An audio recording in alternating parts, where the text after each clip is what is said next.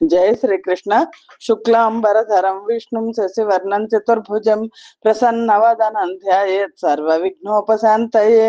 కృష్ణాయ వాసుదేవాయ దేవకే నందనాయ చ నందగోపకుమారాయ గోవిందాయ నమో నమః. మహాకవి శ్రీ బొమ్మెర పోతనామాత్య ప్రణీత శ్రీ మహాభాగవతం చదువుతున్నాం. దశమ స్కంధం ఉత్తర భాగంలో ఉన్నాం. నైమిసారణ్యంలో సూత మహాముని పరీక్షన్ మహారాజుకు సుఖ మహర్షి తెలియజేసిన భాగవత గాథలను సౌనకాది మహర్షులకు వివరిస్తున్నారు. సుఖ మహర్షి ఆ దేవదేవుడైన శ్రీకృష్ణ పరమాత్మ సర్వ జీవరాశుల మనస్సుల్లోనే భావాలు తెలిసిన ఆశ్రిత వరదుడు. అటువంటి శ్రీహరికి భక్త శిఖామణులైన వాళ్ళు దైవ స్వరూపులు కదా. ఓ రాజా, కుచేలుడిని శ్రీకృష్ణ పరమాత్మ ఎంతో కారుణ్యంతో చూశారు. భూలోకంలో తపస్సంపన్నులైన కుచేలుడి లాంటి వాళ్ళని మించిన వేరే దైవం లేదు అని చెప్పి పరీక్షన్ మహారాజా శ్రీకృష్ణ పరమాత్మ కుచేలుడిని చరితార్థుడిని చేసిన కథను వినే సజ్జనులకు ఇహలోక సుఖాలు పరలోక సుఖాలు అన్ని లభిస్తాయి, కీర్తి కలుగుతుంది, అన్నింటినీ మించి విశేషమైన హరిభక్తి ఏర్పడుతుంది అని సుఖ మహర్షి చెప్పి ఆ తర్వాత కొనసాగిస్తున్నారు.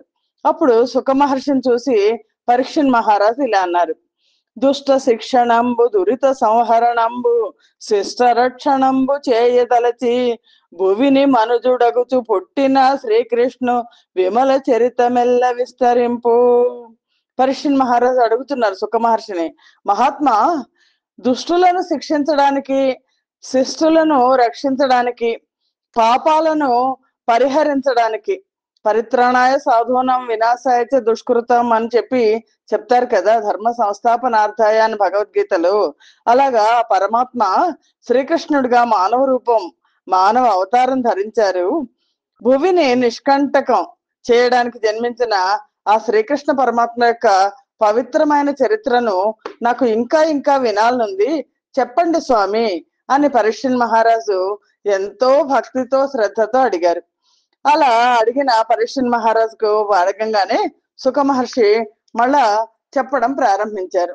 ఓ మహారాజా, ధరణీశ బలుండును సరసిజోదరుడు నవోన్నత సుఖలీల నుండునంత జటులోగ్ర కల్పాంత సమయం అందును బోలే దృగసహ్యమై సముద్దీప్తమగుచు రాజిల్లు సూర్యోపరాగంబు సనుదెంచు తెరిగి భూజనులెల్ల వరస గదలి మునుజమదగ్ని రాముడు పూని ముయ్యేడు మారులు ఘన బలోదారుడగుచు నిజ భుజాదండ మండిత నిబిడ నిశిత చటుల దంభోళి రుచిర భాస్వత్కుటహార మహిత ధార వినిర్భిన్న మనుజపాల దేహ నిర్ముక్త రుధిర ప్రవాహములను. సుఖ మహర్షి చెప్తున్నారు, ఓ పరీక్షన్ మహారాజా, బలరాముడు శ్రీకృష్ణ పరమాత్మ ద్వారకా నగరంలో సుఖంగా కాలం గడుపుతున్న సమయంలో మహాభయంకరమైన సూర్యగ్రహణం రానున్నది అని తెలుసుకున్నారు. కల్పాంత వేళలో లాగా చూడశక్యం కాని విధంగా సూర్యగ్రహణం రానున్నది అని తెలుసుకొని యాదవులందరూ గ్రహణ స్నానానికి బయలుదేరారు. పూర్వం పరశురాముడు 21 సార్లు క్షత్రియ లోకం మీద దాడి చేసి యుద్ధానికి వెళ్ళి తన మహాబలాన్ని ప్రదర్శించి వజ్రాయుధంలాగా ప్రకాశిస్తున్న తన గండ్రగొడ్డలతో రాజులందరినీ నరికిపారేశాడు.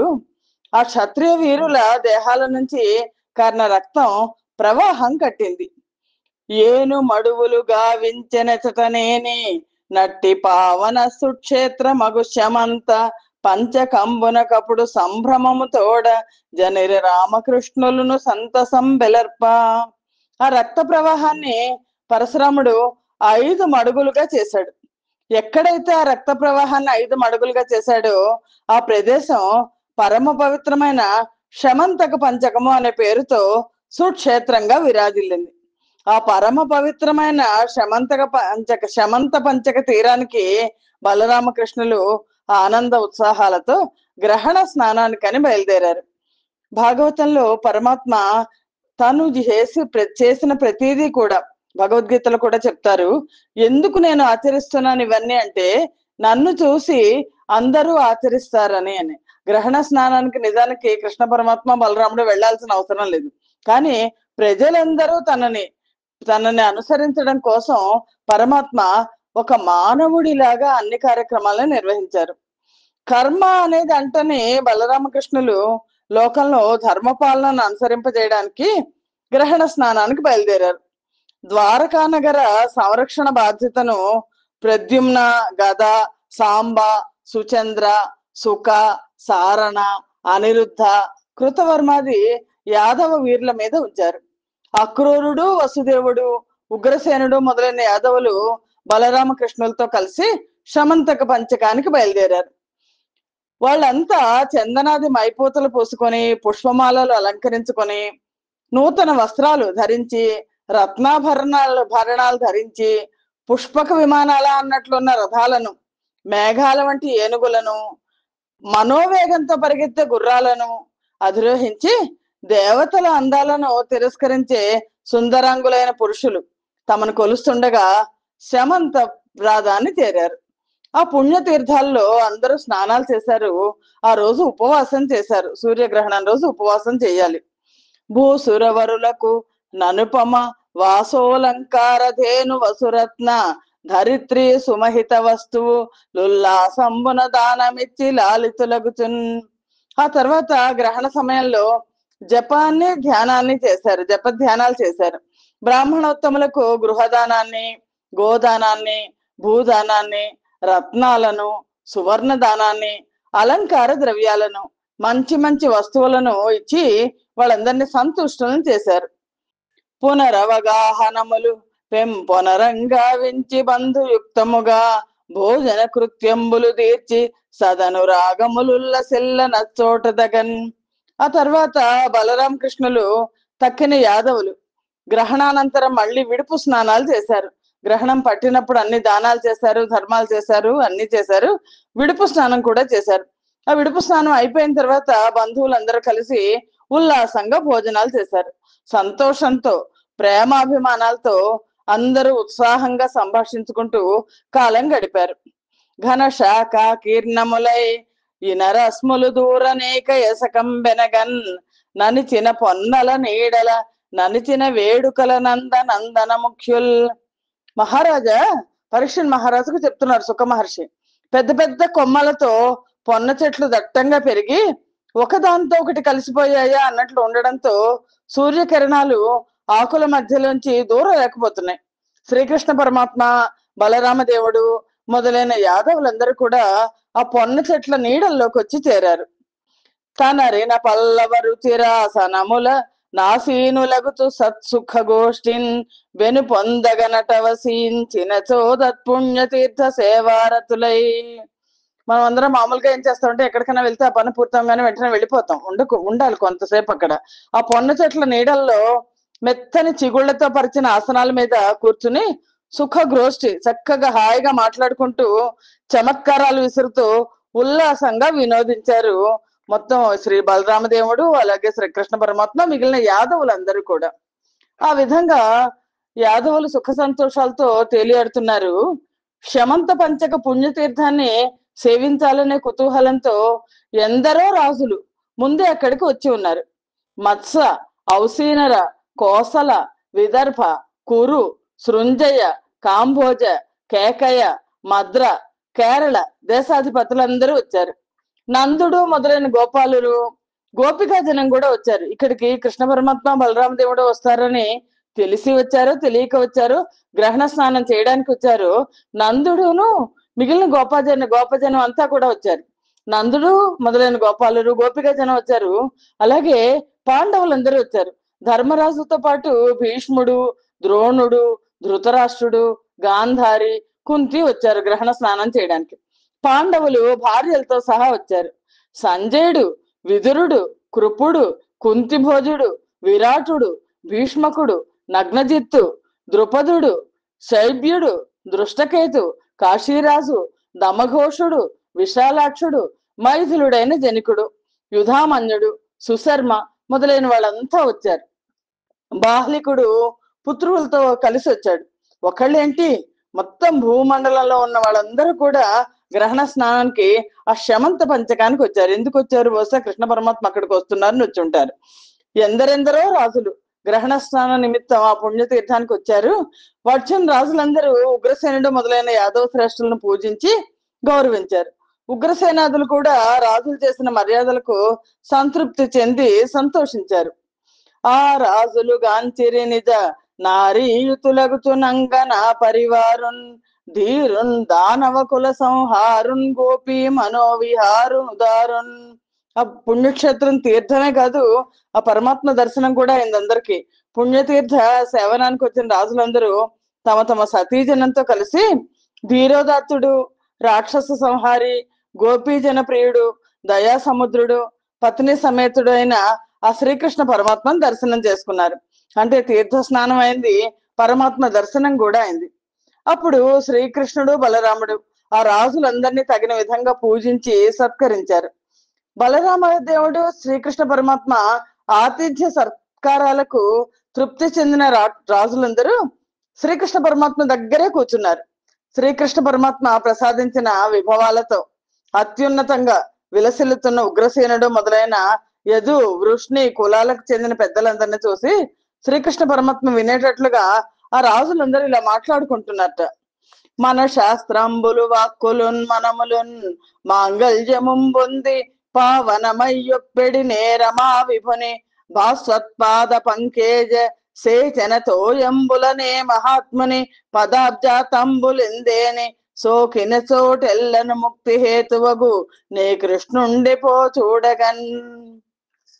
వాళ్ళందరూ ఆ రాజులందరూ ఎంత పుణ్యం చేసుకున్నారో వాళ్ళు అనుకుంటున్నట్ట, మన శాస్త్రాలు, వేదవాక్కులు, మనస్సులు ఏ మహాత్ముని పాద పద్మాల తీర్థం వల్ల శుభస్థితిని పొంది అతి పవిత్రం అవుతున్నాయో, ఏ పురుషోత్తముని పాద పద్మాలు సోకిన కారణంగా ఆ పుణ్యభూమి మోక్షదాయకం అవుతోందో ఆ లక్ష్మీనాథుడే ఈ శ్రీకృష్ణ పరమాత్మ అనుకుని సనక సనందనాది ముని సత్తముల అంచిత యోగ దృష్టిచే బనివడి ఆత్మలన్ వెదకి పట్ట నగోచరమైన మూర్తి ఇట్ల నవరతంబు మాంస నయనాంచల గోచరుడయ్యనట్టే ఏమన నగు వీరి పుణ్యమున కాదట నెట్టి తపంబు చేసిరో.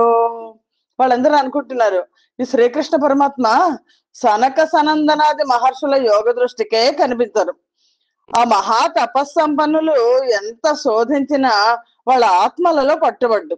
కానీ అలాంటి లోకేశ్వరుడైన శ్రీకృష్ణ పరమాత్మ ప్రతి క్షణం మీ అందరి కళ్ళ ముందు మసలుతున్నారంటే యాదవులైన మీరు ఎంత పుణ్యం చేసి పుట్టారో కదా, ఎంత ఘోర తపస్సు చేసి జన్మించారో కదా అని నిరయ స్వర్గముల ఆత్మగై కొనక తా నిర్వాణమూర్తి అయిన ఈ హరి చూడన్ హరితోడబల్క హరిమేనంటన్ హరింబాడగా హరితోనేగ సహాసనాస్తరణ శయ్యావాసులయ్యుండగన్ హరిబంధుత్వ సఖిత్వముల్ గలుగు భాగ్యం బెట్లు సిద్ధించెను.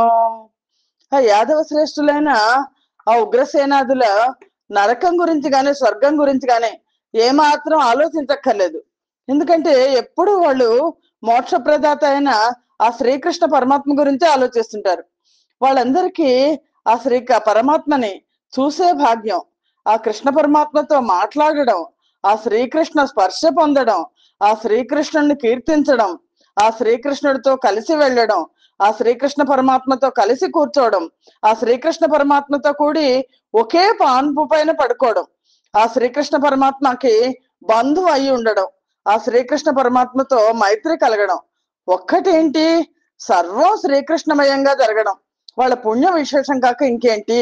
అలాంటి అదృష్టం వాళ్ళకి ఎలా కలిగిందో కదా అని రాజులందరూ అనుకుంటున్నట్టు. యాదవులు, వృష్ణి వంశీయులు, భోజాన్వయులు, అంధక కులం వాళ్ళు ఈ శ్రీకృష్ణుని పరమాత్మ దయ వల్ల సకల సంపదలను, సమస్త కోరికలను పొంది కోరికలు తీర్చుకుని సుఖ జీవనం సాగిస్తున్నారు. వాళ్ళు ఎంత పుణ్యాత్ములో కదా అని తమ మనసుల్లో రాజులు అనుకుంటూ అక్కడి నుంచి నెమ్మది నెమ్మదిగా కృష్ణ పరమాత్మ దర్శనం చేసుకుని నమస్కారాలు చేసుకుని వెళ్ళిపోయారు.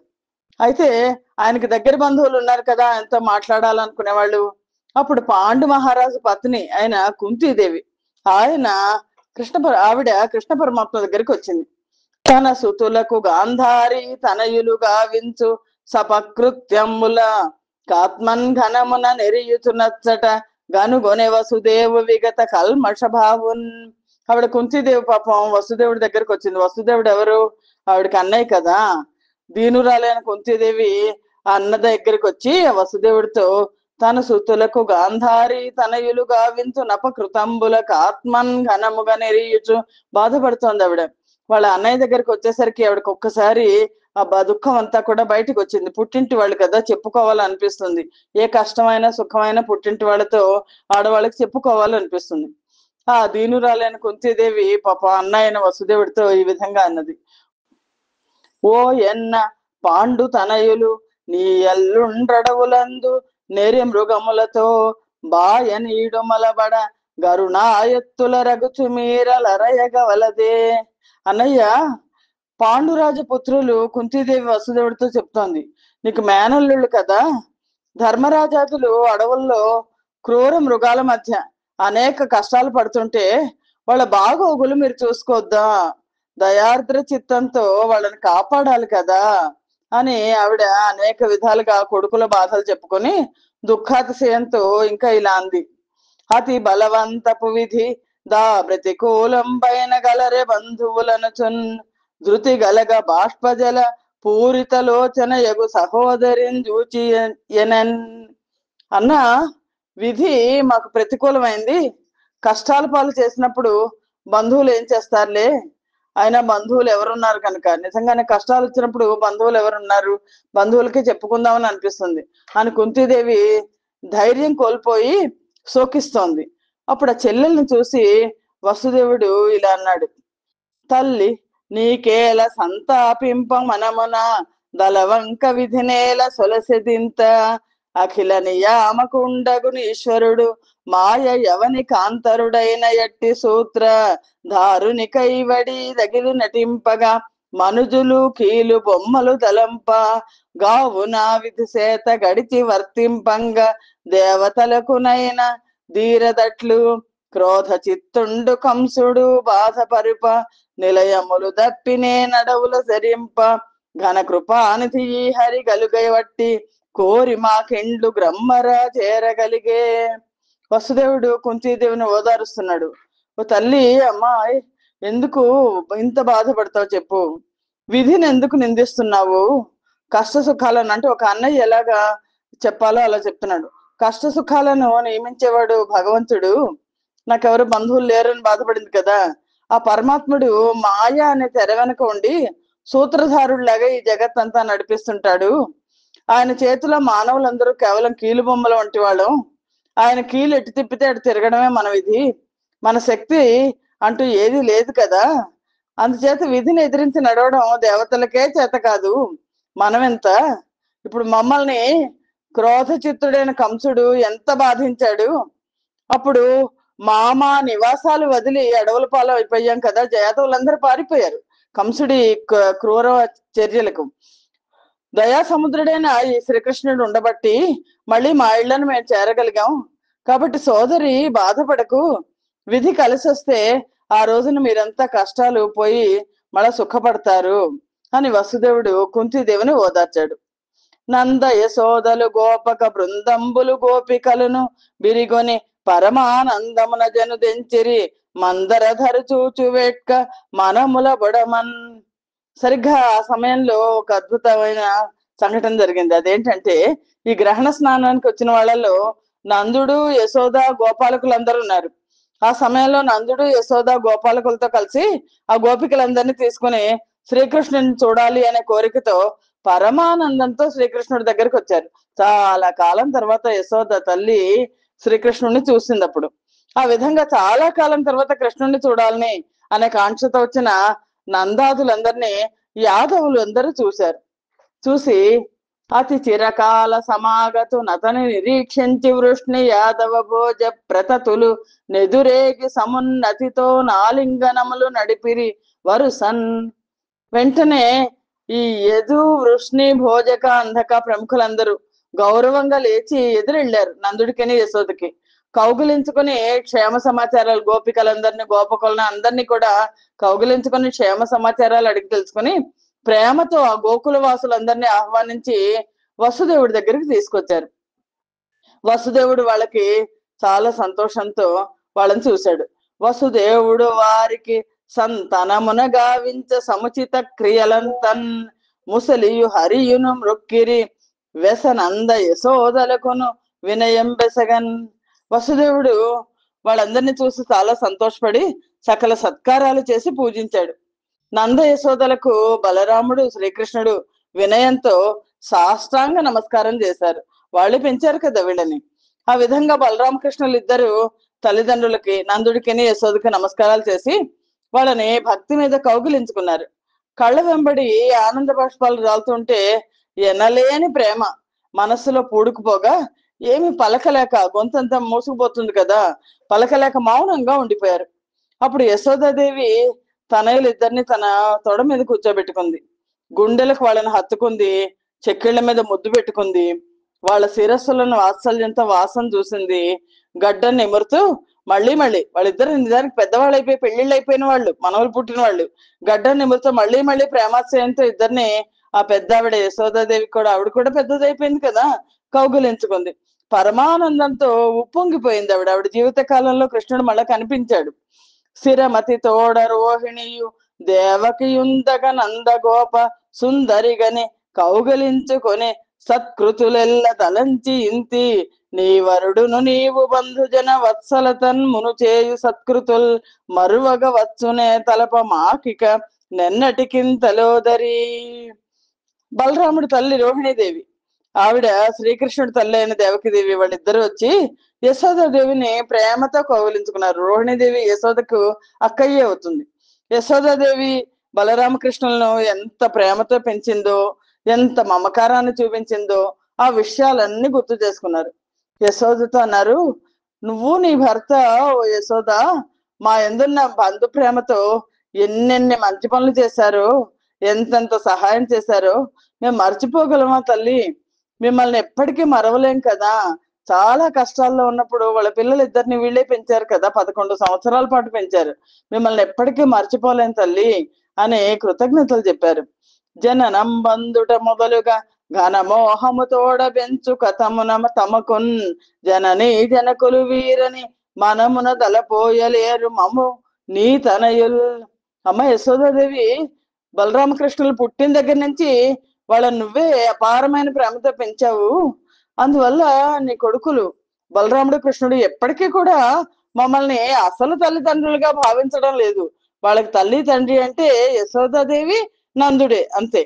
అంటిన ప్రేమను వీరింగంటికి రెప్పడ్డమైన గతి పెంపగా మా కంటెన్నెనరౌటను మీ ఇంటన్ వసించి ఉండిరెన్ని దినంబుల్. మీ ప్రేమ ఎంత గొప్పదో చెప్పలేము. మాకంటే మీరే ఎక్కువ ప్రేమతో, చంటి పిల్లలప్పుడు చూడటమే ఎక్కువ కష్టం, ప్రేమతో రామకృష్ణులను కంటికి రెప్పలా పెంచారు. వాళ్ళకు కూడా మా మీద కంటే మీ మీదే ఎక్కువ ప్రేమ, అందుకే మీ ఇంట్లో అన్ని రోజులు ఉన్నారు అని ఈ విధంగా దేవకీదేవి మొదలైన వాళ్ళంతా పలుకుతుంటే తమ హృదయేశ్వరుడైన యశోదాదేవి సరే ఆవిడ సంతోషించిందని అందరూ సంతోషించాడు. గోపికలు తమ హృదయేశ్వరుడైన శ్రీకృష్ణుడు చాలా కాలం తర్వాత వచ్చాడు అని తెలుసుకొని ఆ సుందరీమణులైన గోపికలు, వాళ్ళది మధుర భక్తి కదా, అపరిమిత ఆనందంలో మునిగి తేలుతూ ఎప్పుడెప్పుడు కృష్ణుడిని చూద్దామా అనే ఉత్కంఠతో వచ్చి కృష్ణ పరమాత్మ దగ్గరికి వచ్చారు. నళిన దళాక్షు చూచి నయనంబులు మోడ్వగ జాలకాత్మలన్ వలచి తదీయ మూర్తి విభవంబు దలంచుచు కౌగులించు చుంబులకలు మేన జాదుకొన బొల్తులు సొక్కిరి బ్రహ్మమున్ మనంబునగని చొక్కు యోగి జనముంబురు నింపగా మానవేశ్వర. ఆ గోపకాంతలందరూ ఆ శ్రీకృష్ణ పరమాత్మ సన్నిధానానికి వచ్చారు. వచ్చి ఆ శ్రీకృష్ణ పరమాత్మను చూస్తూ కళ్ళ రెప్పలు వాల్చలేకపోతున్నారు. రెప్పలు అర్పకుండా శృంగారమూర్తిని చూస్తున్నారు. తమ హృదయాలలో అనురాగం అతిశయిస్తుంటే ఆ భావనలో లోపల మనస్సులో వాళ్ళ శ్రీకృష్ణ పరమాత్మని ఆ ముగ్ధ మోహనాకారుని కౌగిలించేసుకుంటున్నారు. వాళ్ళ శరీరం అంతా కూడా ఆ కృష్ణ పరమాత్మను చూసేసరికి పులకలు ఏర్పడి తన్మయులైపోయారు. పరీక్షణ్ మహారాజా, అప్పటి గోపికల స్థితి ఎలా ఉందంటే సుఖమహర్షి చెప్తున్నారు, ఆ పరమాత్ముడైన భగవంతుడిని మనస్సులో దర్శించి యోగీశ్వరులు ఏ విధంగా పరవశించిపోతుంటారో అలాగా ఈ గోపికలందరూ కూడా ఆ కృష్ణ భావనతో కదలలేకుండా అలాగా శ్రీకృష్ణ పరమాత్మను దర్శించగానే పారవస్యంలోకి జారుకున్నారు మొత్తం అందరూ. అంటే వాళ్ళ ఒంటి మీద స్పృహ వాళ్ళకి లేదు. పొలతుల భావమాత్మగని పుల్ల సరోరుహలోచనుండు వారలనపుడేక తంబునకు రమ్మనితో కొనిబోయి ఎందు నర్మిలి బరిన రంభణంబు లొనరించి లసద్దరహాస చంద్రిక కలిత కపోలుడై పలికే గాంతల భక్తి నితాంత చిత్తలన్. ఆ శ్రీకృష్ణ పరమాత్మ వాళ్ళని చూశాడు, వాళ్ళ పారవస్యం చూశాడు, ఆ గోపికా రమణుల అంతర్భావాన్ని గ్రహించాడు ఆయన. వారి అందరినీ ఏకాంత ప్రదేశానికి తీసుకెళ్ళిపోయి రండి మీతో పాటు నేను ఉంటాను అని రమ్మని తోడ్కొని పోయాడు. ఆ ఏకాంత ప్రదేశంలో ప్రేమతో వాళ్ళ శరీరాలను కౌగలించుకున్నాడు, ఆనంద పరవశులను చేశాడు. తర్వాత నిశ్చల భక్తియుక్తులైన ఆ గోపకాంతలతో చిరునవ్వులు చిందిస్తూ ఆయన ఇలా అన్నారు: వన జదళాక్షులార బలవద్రిపు వర్గములను జయింపగా జని తడవయ్యే దీనికి భృషంబుగా మీమది నల్గకుండుడి యనయము దైవమిట్లు సచరాచర జాలమునొక్క వేళ గూర్చునొక వేళ బాపును మరుద్ధతి దూల తృణంబులంబలెన్. కృష్ణ పరమాత్మ వాళ్ళందరికీ ముందర మనస్సుకు ఆనందం చేశాక నెమ్మదిగా మాట్లాడడం మొదలెట్టారు. ఓ సుందరీమణులారా, నేను బలవంతులైన శత్రువులను ఎందరినో జయించడానికి వెళ్లాల్సి వచ్చింది. నిజానికి ఈ గ్రహణ స్నానానికి వచ్చినప్పుడు కృష్ణ పరమాత్మకి వయస్సు ఎంత ఉంటుంది, ఆ గోపికలకి వయస్సు ఎంత ఉంటుంది, వాళ్ళ భావన మధుర భావన ఎంత అద్భుతమైనది కదా.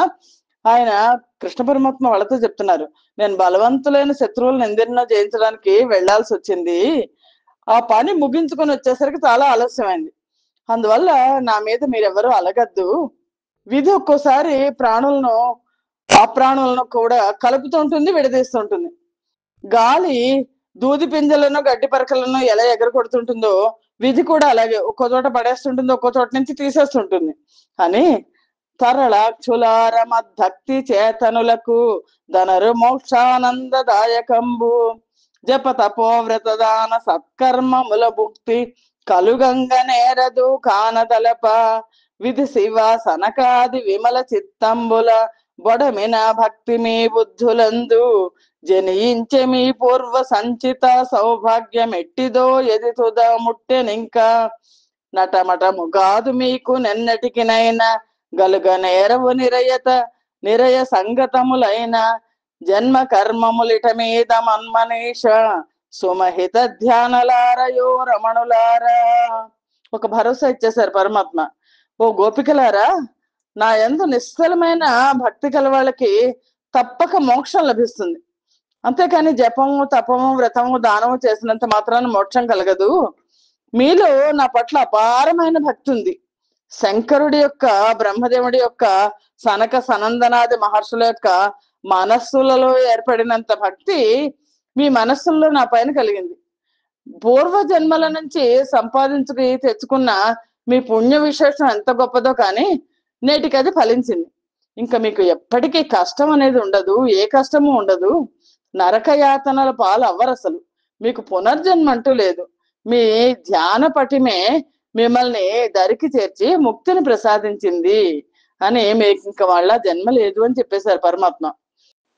పరమాత్మ చెప్తున్నారు, అఖిల భూతములకు ననయంబు నాది మధ్యంతరాంతర్బహిర్వ్యాప్తినైనా ఘటపటాధిక భూత కార్యంబులకును ప్రధాన కారణములై తనరు నట్టి గగనానిలాన లకక్షోణులను భూత పంచకంబైక్యత వడయుగాదే లోకంబులందు పంచీకరణ వ్యవస్థల చేత నట్టి భూతముల రీతి గగనముఖ భూత సత్కార్య కారణముల దగిలి ఆధార హేతు భూతంబనైనా నాకు బరమన్యమొక్కడెన్నంగలేదు విమల మతులార మాటలు వేయునేలా.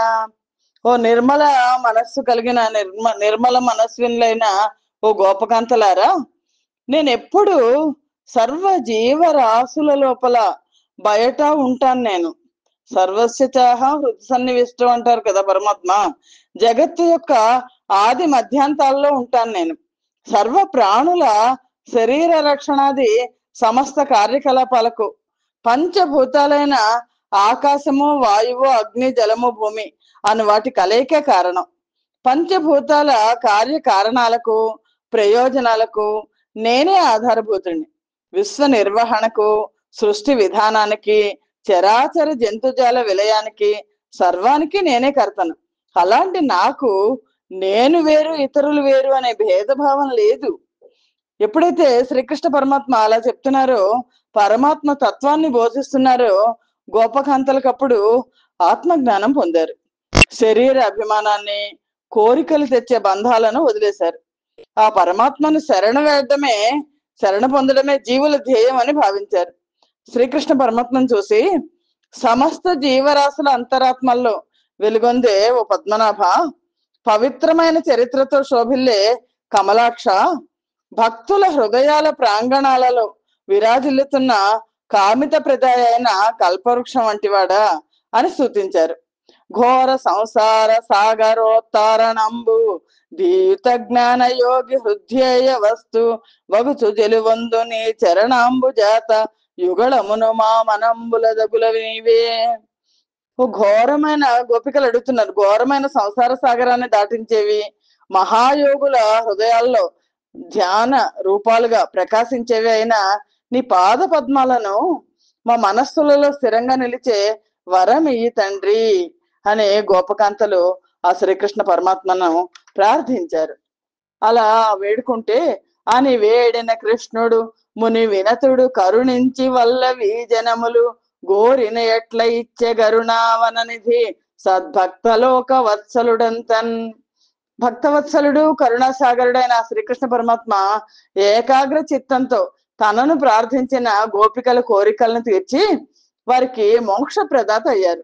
మహర్షుల చేత పూజించబడే ఆ కృష్ణ పరమాత్మ మధుర భక్తితో కొలిచిన గోపికలందరినీ కూడా తరింపచేశారు అని సుఖ మహర్షి పరీక్ష మహారాజుకు చెప్పి, ఆ తర్వాత కృష్ణ పరమాత్మ పాండవుల్ని చూశారు.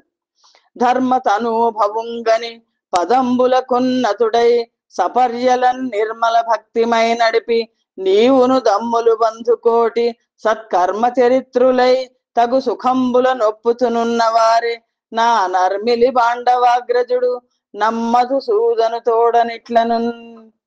పరమాత్మ భక్త పరాధీనుడైన శ్రీకృష్ణ పరమాత్మ తర్వాత ధర్మరాజును చూశారు. ఆయన పాదాలకు నమస్కరించారు. నిర్మలమైన భక్తితో, పెద్దవాడనే గౌరవంతో ధర్మరాజుకి సకల సపర్యలు చేశారు. ధర్మరాజ, నువ్వు, నీ తమ్ముళ్ళు, నీ బంధువులు సత్కర్మలు నిర్వహిస్తూ చక్కగా సుఖంగా ఉన్నారా అని కుశల ప్రశ్నలు వేశాడు. ఆ శ్రీకృష్ణ పరమాత్మ పరామర్శతో ప్రేమ ముప్పెరి కొనగా ధర్మరాజు కృష్ణ పరమాత్మను చూసి ఇలా అన్నారు, సరసి జనాభ భవత్పద సరసీరుహం ఆశ్రయించు జను లతి సౌఖ్య స్ఫురణం బొలుపారుచు భువి జరింపరే భక్త పారిజాత మురారి.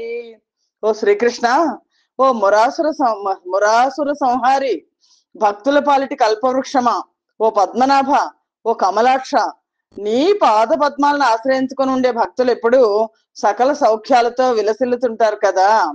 అంతేకాకుండా ఓ శ్రీకృష్ణ, దయాసాగర, వికార దూర, జగన్నాథ, అంబుజాక్ష అని ఆయన ధర్మరాజు అంటున్నాడు. సుమహిత స్వప్న సుషుప్తి జాగరములన్ మూడవ స్థల బాసి వాడి మిగిలి వెలి నొందులో నొందు విశ్వమై యుందువు విశ్వంబుని యందు వెలుగుచుండు భవదీయ మహిమచే బాటిల్లు భువనంబు లుదయించునొకవేళ నుడిగి మడుగు సచ్చిదానంద సుజ్ఞాని వై ఒప్పుచు నవిహత యోగమాయాత్మదనరి దురిత దూరులు నిత్య ముక్తులకు జంద నలవి అయి పెంపు దీపింపు వంబుజాక్ష ఘన కృపాకరణ ఖిల వికార దూర నీకు మృక్కెద సర్వలోకైకనాథ. ధర్మరాజు ఆయన స్తుతిస్తున్నారు, ఓ మహితాత్మ, మానవ మాత్రులకుండే స్వప్నము, జాగృతి, సుషుప్తి, కలలో, మెళకువలో, నిద్రలో అనే మూడు అవస్థలు నీకు లేవు కదా. బయట నువ్వే ఉంటావు, లోపల నువ్వే ఉంటావు, నువ్వే విశ్వమై ఉంటావు. ఈ సమస్త విశ్వం నీలో ప్రకాశిస్తుంటుంది. నీ మహిమలాగా మహిమ వల్లే లోకాలనే నడుస్తుంటాయి. నీ శక్తి వల్లే సృష్టి స్థితి లయాలు జరుగుతున్నాయి. నువ్వు అఖండ జ్ఞానమూర్తివి. యోగమాయ ఎప్పుడు నీ అధీనంలో ఉంటుంది. పాపరహితులు నిత్యముక్తులు అయిన యోగీశ్వర్లకు ఎప్పుడు నువ్వు సులభ సాధ్యుడివి. నీ దర్శన భాగ్యాన్ని ప్రసాదించి అలరారుతుంటావు.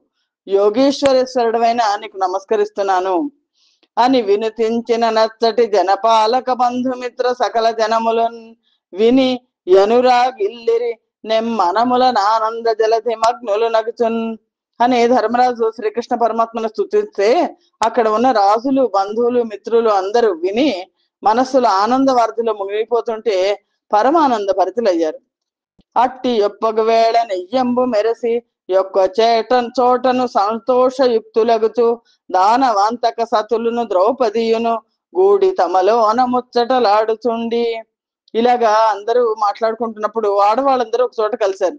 అలాంటి మంచి సమయంలో ఆ శ్రీకృష్ణుని భార్యలందరూ ద్రౌపదీదేవి స్నేహంతో కలుసుకొని కలిసిమెలిసి ఒక చోటుకు కూర్చుని కబుర్లు చెప్పుకుంటున్నారు అని వాళ్ళు ఏం చెప్పుకున్నారు అన్నది తర్వాత సంచికలో మనం చూద్దాం. సుఖ మహర్షి శ్రీకృష్ణుని అష్టమ భార్య లక్షణ ద్రౌపదీదేవికి తన వివాహ వృత్తాంతం తెలపడాన్ని సుఖ మహర్షి తర్వాత పరీక్షణ్ మహారాజుకు తెలియజేశారు. స్వస్తి ప్రజాభ్య పరిపాలయంతాం న్యాయేన మార్గేణ మహిమహేషాః గోబ్రాహ్మణేభ్య శుభమస్తు నిత్యం లోకా సమస్తా సుఖినో భవంతు. సర్వం శ్రీకృష్ణార్పణమస్తు. యదక్షర పదభ్రష్టం మాత్రహీనం తేద్భవేత్ తత్సర్వం క్షమ్యతాం దేవ. నారాయణ నమోస్తుతే. శ్రీమన్నారాయణ నమోస్తుతే. జయ శ్రీకృష్ణ.